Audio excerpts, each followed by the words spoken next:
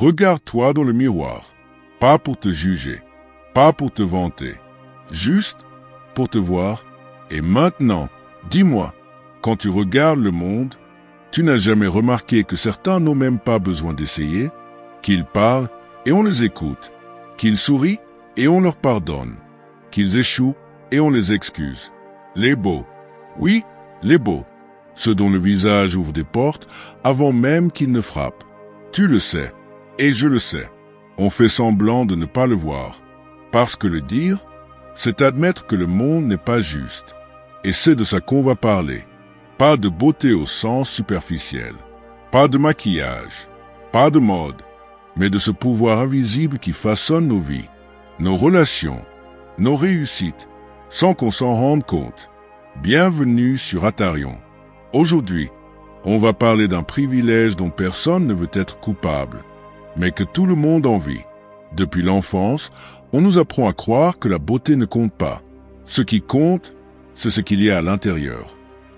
Et pourtant, dans chaque école, dans chaque bureau, dans chaque rencontre, le même mécanisme s'enclenche.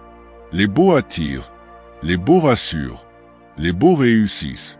Ce n'est pas qu'ils sont plus intelligents, c'est que le monde les regarde autrement. Quand tu es beau, les gens veulent t'aider. Quand tu es beau, les gens te pardonnent. Tu deviens le reflet d'un idéal. Et le monde aime ces reflets.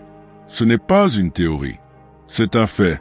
Des études en psychologie sociale montrent que les personnes jugées belles sont perçues comme plus compétentes, plus honnêtes, plus dignes de confiance. Même quand elles ne le sont pas, le visage devient un passeport social. Et sans ce passeport, beaucoup restent bloqués à la frontière. Le mot « laid » est une blessure, parce qu'il ne désigne pas un défaut, mais une condamnation. Quand tu es jugé peu attirant, on t'écoute moins, on t'invite moins, on te regarde moins, tu deviens invisible. Et petit à petit, cette invisibilité te colle à la peau. Tu finis par y croire. Tu te dis, je ne suis pas fait pour ce monde. Et c'est là que commence la vraie tragédie. Parce qu'à force de se convaincre qu'on ne mérite pas d'être vu, on arrête de se montrer. Et le monde, cruel et pressé, ne regarde jamais ceux qui ne se montrent pas. Voilà comment la société fabrique ses oubliés. Par omission. Mais la vérité, c'est que les laits n'existent pas. Il n'y a que ceux que le monde ne prend pas le temps de regarder.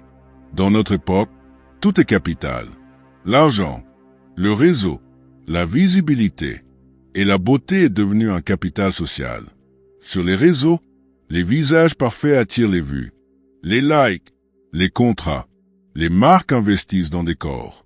L'attention est devenue une monnaie, et les beaux en sont les banquiers.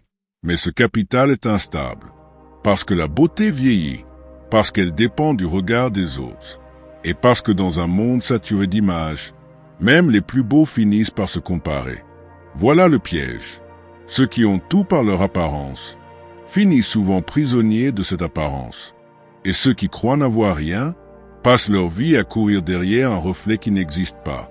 Il y a une chose que la beauté ne peut pas offrir, la paix intérieure. Être admiré n'est pas être aimé. Être désiré n'est pas être compris. Les beaux vivent parfois dans une cage dorée, une cage faite de compliments, mais sans profondeur. Et ceux qu'on trouve ordinaires sont souvent les plus vrais, les plus stables, les plus profonds, parce qu'ils ont dû séduire autrement, par leur calme, leur humour, leur sens, leur âme. Et dans un monde saturé d'images, ceux qui savent encore parler au cœur deviennent rares. La beauté n'est pas un privilège à haïr, c'est une illusion à comprendre. Oui, les beaux sont riches, mais la vraie richesse n'est pas dans le visage, elle est dans la conscience, parce que le visage vieillit, mais le regard, lui, peut rester pur. Et si le monde t'a oublié, souviens-toi, le monde oublie vite. Travaille sur ton regard, pas sur ton reflet. Ceux qui n'ont pas hérité de la beauté héritent souvent de la profondeur. Et le monde finira toujours par avoir besoin des deux.